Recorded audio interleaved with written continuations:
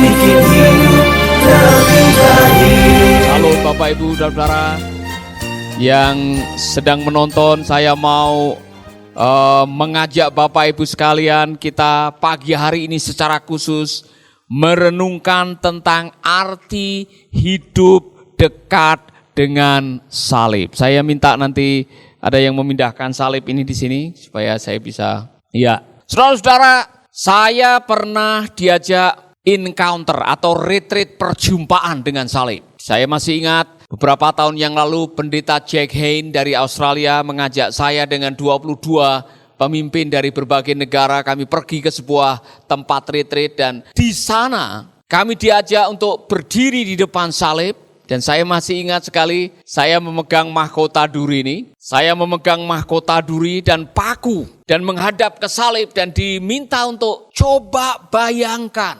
Ketika kamu memandang salib, apa yang terjadi di dalam dirimu. Nah saudara-saudara, ternyata hari itu menjadi hari titik balik dalam kehidupan saya. Waktu saya mulai memahami apa yang Yesus lakukan di kayu salib. Buat saya, hari itu saya mengalami perubahan yang sangat luar biasa dalam hidup saya. Mengalami salib. Itulah sebabnya saudara-saudara, saya mau mengajak Anda semuanya untuk pagi hari ini, mari dekat dengan salib. Mari kita memahami salib. Mari kita mengalami salib. Apa artinya mengalami salib? Bayangkan kalau dirimu sendiri yang disalib. Apa yang terjadi dengan dirimu kalau engkau disalib? Kalau saudara tidak berani mengalami sendiri, berdirilah dekat dengan salib untuk memahami apa yang Yesus lakukan. Yohanes 19 ayat 25. Saudara yang ada Alkitab, baca Yohanes pasal 19 ayat 25, 26 dan 27. Saudara sudah menemukan? Dan dekat salib Yesus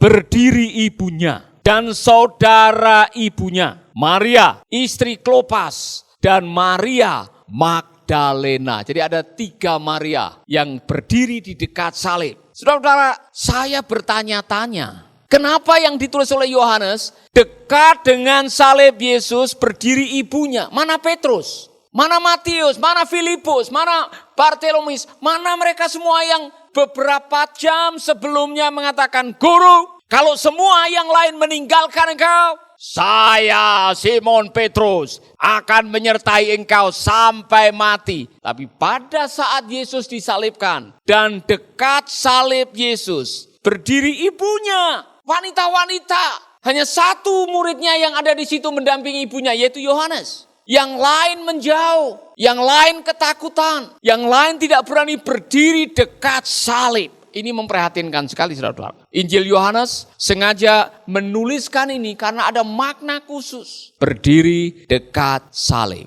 Saudara-saudara, saya mau mengajak Anda semuanya pada pagi hari ini berdiri dekat salib. Apa yang terjadi ketika Anda berdiri dekat salib? Anda menyaksikan dengan mata kepala Anda sendiri bagaimana Yesus menderita. Anda menyaksikan bagaimana Yesus dipaku, bagaimana dia lambungnya ditusuk, bagaimana dia kehausan, bagaimana dia mengalami penyiksaan yang luar biasa berjam-jam. Dan saudara-saudara, saya mau mengajak Anda semuanya untuk mendengar beberapa kata ini. Dan hanya saudara yang dekat dengan salib yang bisa mendengar kata-kata ini. Yang jauh dari salib, saudara sulit untuk mendengarkan. Maksudnya apa? Dengan mendengarkan, saudara memahami maknanya sekaligus. Saudara akan menerapkan kebenaran yang saudara tangkap dari pengalaman salib sebagai sebuah tanggung jawab yang harus saudara lakukan dalam hidup. Yang pertama, ada 7 perkataan Yesus. Dan setiap perkataan mengandung makna dan mengandung tanggung jawab bagi kita semuanya. Yang pertama, Lukas 23 ayat 34. Saya yakin Maria dan 4 orang yang lain, Maria dengan Yohanes dan beberapa ibu yang dekat dengan salib itu mendengarkan kalimat ini. Ya Bapa, ampunilah mereka karena mereka tidak tahu apa yang mereka lakukan. Oh saudara-saudara, sementara Yesus mengucapkan itu, kemungkinan kalau Petrus mendengar bahwa Yesus mengatakan ya Bapa ampunilah, Petrus mungkin akan lebih cepat bertobat. Saudara tahu apa yang dilakukan oleh Petrus? Dia menyangkali Tuhan, dia menjauh dari salib. Kalau Yudas Yudas Iskariot mendengar kalimat ini, ya Bapa ampunilah, mungkin dia tidak akan gantung diri. Karena dia mau menyesali dan bertobat. Karena apa?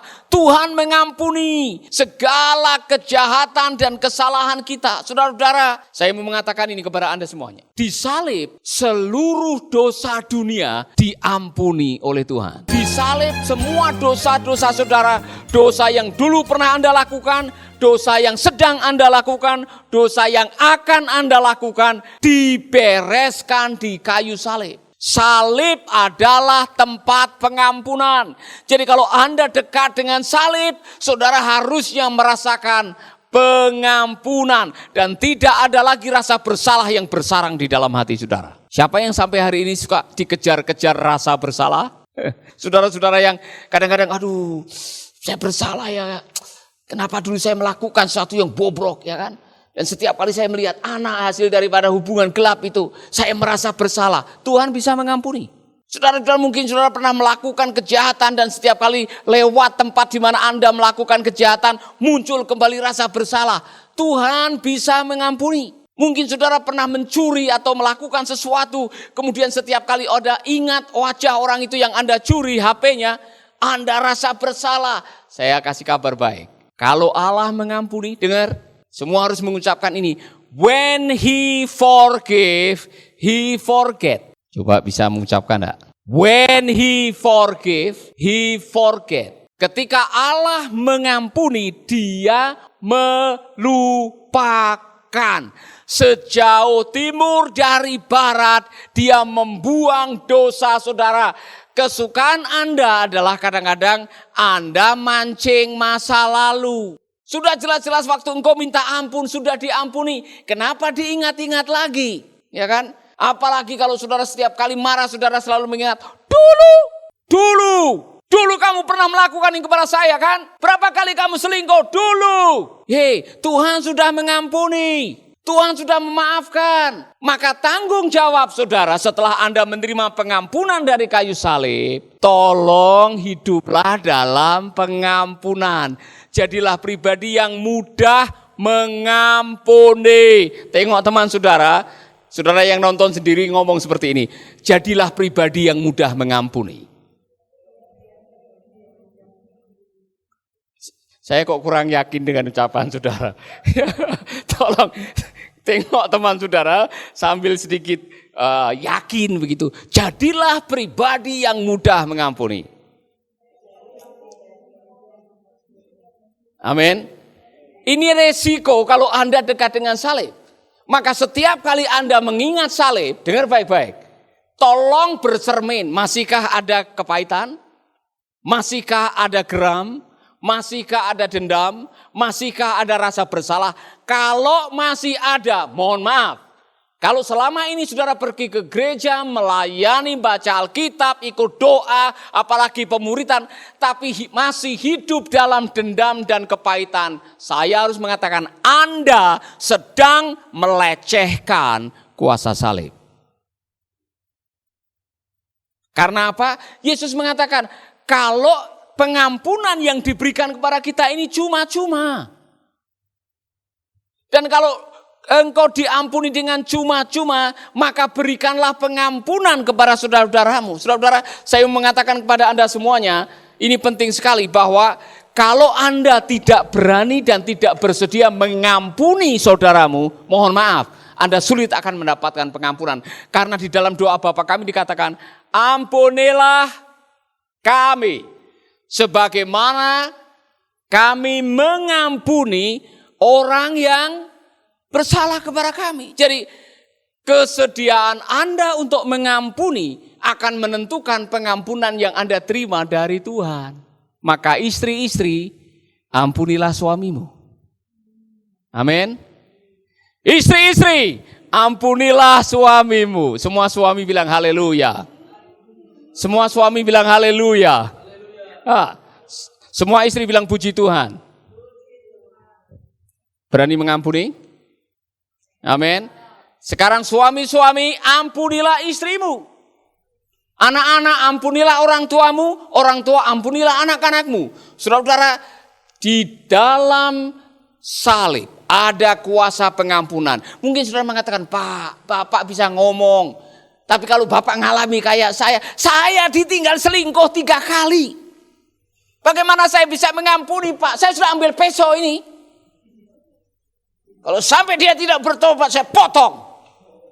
Saudara-saudara, saya mau mengatakan kepada Anda, kalau Yesus sudah memberikan pengampunan, maka kita dituntut untuk hidup di dalam pengampunan. Amin. Sahabat, Anda baru saja mendengarkan program Making Life Better. Hubungi kami di 0811 3901 144 atau 0811 3901 140. Mari dukung pelayanan Making Life Better melalui rekening BCA 66 900 30525. Sekali lagi, 66 900 30525 atas nama Paulus Wiratno. Terima kasih, Tuhan Yesus memberkati. Making life better, bikin hidup lebih baik.